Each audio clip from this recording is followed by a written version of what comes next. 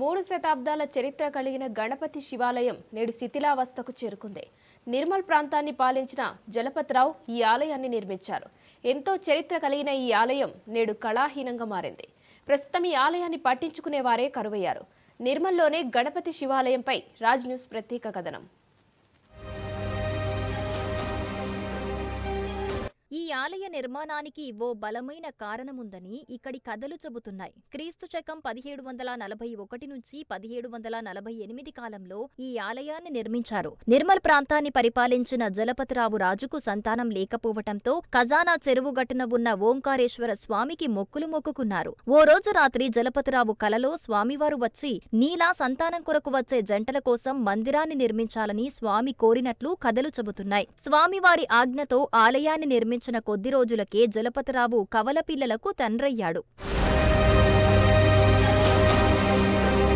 ఈ ఆలయం అర్ధమండపంగా నిర్మించారు. ఈ ఆలయాలకు గోడలు కాని గోపురాలు లేవు. ఇలాంటి నమూనా కలిగిన ఆలయం నిర్మల్ చుట్టుపక్కల ఎక్కడా అగుపించదు. ఆలయ ప్రాంగణంలో ఆగ్నేయం వైపు ఉన్న కోనేరు లింగాకృతిలో ఉండటం ఈ గుడి యొక్క మరో ప్రత్యేకత. ఇందులోని నీరు ఎంత స్వచ్ఛంగా ఉండేదంటే అడుగున ఉన్న ఇసుక రేణువులు, అంతేకాకుండా భక్తులు నీటిలో రాగి నాణాలను వేసి స్నానం చేసే ఆచారం కూడా ఉండేది. అలా వారు వేసిన నాణాలు కూడా స్పష్టంగా అగుపించేవని స్థానికులు తెలిపారు. 350 సంవత్సరాల కింద నిమ్మల రాజు చలపతిరావు సంతానం కోసం ఈ శివాలయాన్ని నిర్మించిన స్వామి.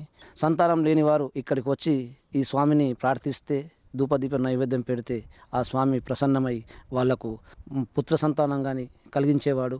ఈ ప్రభుత్వాలను కానీ పట్టించుకొని మన దేవాలయాల్ని పునరుద్ధరించి ధూపదీప నైవేద్యానికి పునర్సంకల్పం కల్పించాలని మనస్ఫూర్తిగా ఈ ఛానల్ ద్వారా నేను తెలియజేస్తున్నా.